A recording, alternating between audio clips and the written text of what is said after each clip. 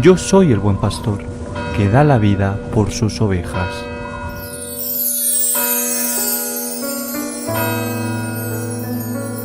En aquel tiempo dijo Jesús a sus discípulos: si vuestra justicia no es mayor que la de los escribas y fariseos, no entraréis en el reino de los cielos. Habéis oído que se dijo a los antiguos: no matarás, y el que mate será reo de juicio. Pero yo os digo, todo el que se deja llevar de la cólera contra su hermano será procesado.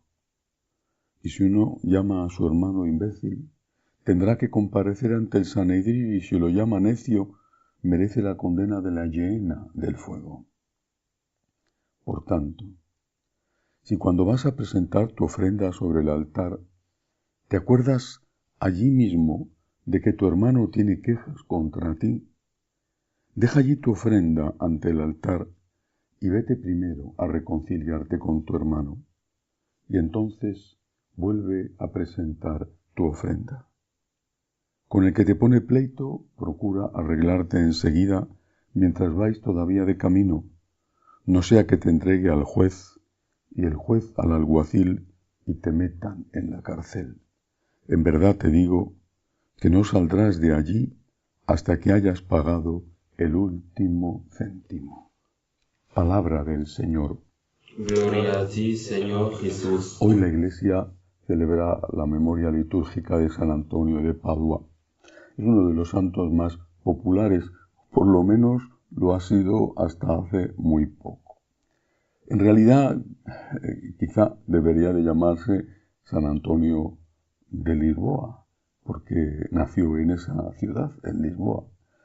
Contemporáneo de San Francisco de Asís, al cual conoció y con el cual compartió un mismo objetivo: amar a Dios sobre todas las cosas, evangelizar y llevar una vida pobre y humilde. La diferencia entre San Antonio y San Francisco, por supuesto, cada uno tenía su personalidad, pero yo creo que la primera diferencia consiste en la formación. San Antonio era un hombre muy preparado, era canónigo regular, tenía estudios importantes, estaba bien colocado en la iglesia de Lisboa, pero no estaba satisfecho. Un amigo suyo entró en los franciscanos y estaban recién fundados y fue enviado, por supuesto con su consentimiento, a evangelizar en Marruecos, en el norte de África, y allí muy pronto encontró el martirio. San Antonio quería ir al cielo, como debe aspirar cualquier cristiano, quería ir al cielo.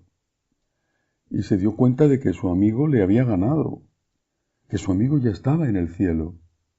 Él quería eso mismo, ir al cielo, y si la vía más rápida era el martirio, eso es lo que eligió.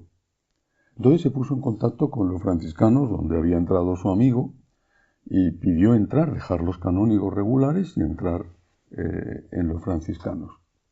Con la condición, puso San Antonio, de que tenía que ser enviado a evangelizar al norte de África. San Francisco, o quien tuviera en ese momento la organización de la orden, le dijo que sí. Entonces San Antonio dejó Lisboa, se fue a Italia, estuvo en Asís, y después le mandaron su primera evangelización a Padua, una ciudad hermosísima que hoy es conocida sobre todo por San Antonio, pero que tiene, por supuesto, otras muchas cosas. Allí en Padua, que él pensaba posiblemente que era una misión inicial antes de ir a su sueño de Marruecos para morir mártir, allí en Padua se encontró en primer lugar con la sorpresa de que él, que ya en Lisboa era un magnífico predicador, en Padua la gente no le hacía caso. Y entonces decidió, franciscano como era y amante de Dios, creador y de los animales creados, decidió en uno de los canales de Padua ponerse a predicar al canal, ponerse a predicar a los peces. Ocurrió su primer milagro. Muchos peces sacaron la cabeza para escuchar al santo. Los vecinos de Padua, al ver este portento, le prestaron atención y descubrieron que hablaba maravillas. A partir de ese momento todo cambió y se convirtió en un extraordinario predicador. Mejor dicho, lo era, pero a partir de ese momento la gente le reconoció como tal. ¿Qué sucedió? Pues que ese éxito llevó consigo que los superiores de la congregación decidieran que no podían enviarle a Marruecos porque una persona tan valiosa no podía perderle la congregación como mártir, lo cual sin duda es un concepto equivocado porque no se pierde cuando uno gana un mártir, sino que se gana.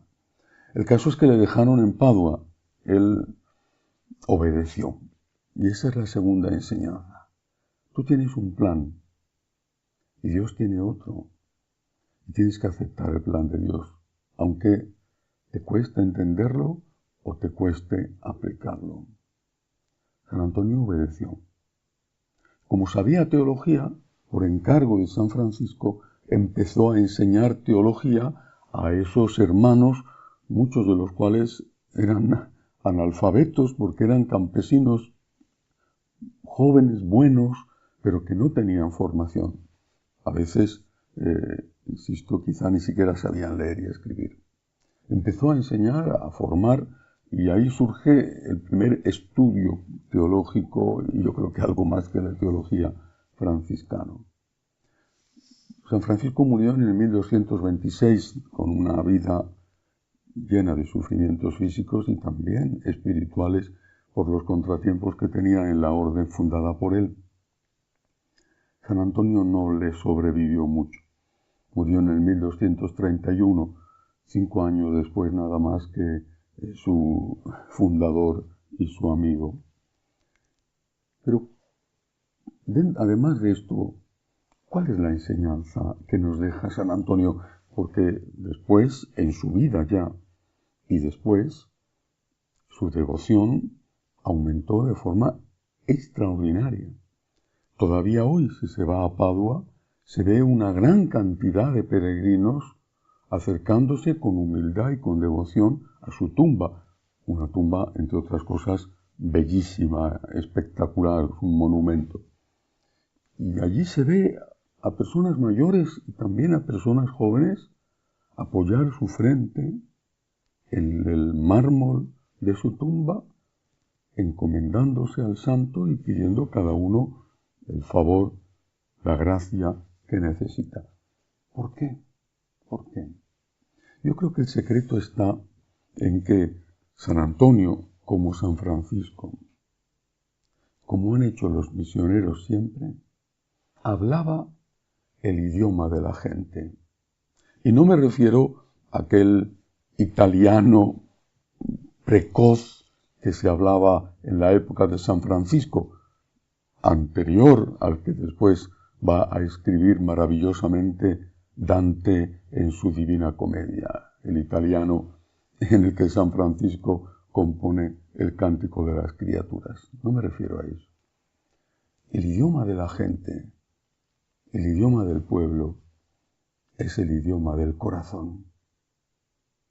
Decimos, aunque a veces no lo cumplamos, que una buena homilía tiene que mover el corazón y no el asiento. Porque cuando estás aburrido te mueves mucho en la silla. San Antonio hablaba al corazón, como San Francisco hablaba al corazón. Y hablaba al corazón usando el argumento que su oyente podía entender, el idioma que podía ayudarle a la conversión. ¿Y qué idioma era? La gracia, es decir, el milagro, pero también la advertencia, el juicio. ¿Es un idioma suficiente? No. Es un idioma básico. Pero San Antonio había entendido que no podías hablar de teología, y él la sabía, con personas que no sabían leer. Tenía que hablar el idioma básico para después hablar un idioma más elevado. ¿Cuál es el idioma básico? El interés y el miedo. ¿Cuál es el idioma más elevado? El agradecimiento, el amor. Si nos fijamos en el Evangelio de hoy, vemos que Jesús habla el mismo idioma. Dice, por ejemplo, yo os digo que el que se deja llevar de la cólera contra su hermano será procesado. Y dice, si cuando vas a presentar tu ofrenda en el altar te acuerdas de que tu hermano tiene algo contra ti, deja tu ofrenda ante el altar y vete primero a reconciliarte con tu hermano. Procura arreglarte enseguida mientras vas todavía de camino, no sea que te entregue al juez, el juez al alguacil y te metan en la cárcel. Pero ahora resulta que nosotros, los curas, sabemos más que Jesucristo. ¿A dónde se queda Jesucristo comparado con nosotros? Somos superdioses. Ahora resulta que los obispos en general saben más que Jesucristo. Y el pueblo no les escucha, no les entiende. En cambio, escucha y entiende al líder de una secta que les engaña, que les saca el dinero, pero que les está hablando en su idioma. Hay un idioma básico. Y Jesús te lo dice y te habla en su idioma. San Antonio hablaba en ese idioma. San Francisco también. ¿Cuál es el idioma básico? Dios te quiere y te quiere ayudar. Y es el Todopoderoso. Y puede hacer milagros si tienes fe y se los pides. Acude a Él en busca de ayuda. Es el idioma de Jesús cuando dice, venid a mí los que estáis cansados y agobiados, y yo os aliviaré. Pero la otra parte de ese idioma básico es el decirte, si no haces el bien, si haces el mal, si maltratas a tu hermano, yo me voy a ocupar de defender a tu hermano. Y por lo tanto, aunque te quiero mucho, también quiero a tu hermano. Y por lo tanto, vas a tener que pasar un juicio con condenación. Porque lo que hayas hecho al más pequeño, a mí me lo has hecho. Tanto el bien, ven bendito de mi Padre, como el mal, vete maldito de mi Padre. Ese es el idioma básico. Dios existe, Dios te ama, Dios te quiere ayudar, ven. Pero si haces daño a tu hermano, te encontrarás enfrente con un Dios que te juzga, porque Dios es el guardián de tu hermano, lo mismo que es el guardián tuyo cuando tu hermano te hace daño. Ese es el idioma básico, el idioma que entienden los que no son expertos en teología. Luego hay el idioma superior, el agradecimiento, pero hay que partir del básico. ¿Cuál es el agradecimiento? ¿Cuál es ese idioma? Aquel que nos han enseñado los místicos. No me mueve mi Dios para quererte el cielo que me tienes prometido, ni me mueve el infierno tan temido para dejar por eso de ofenderte.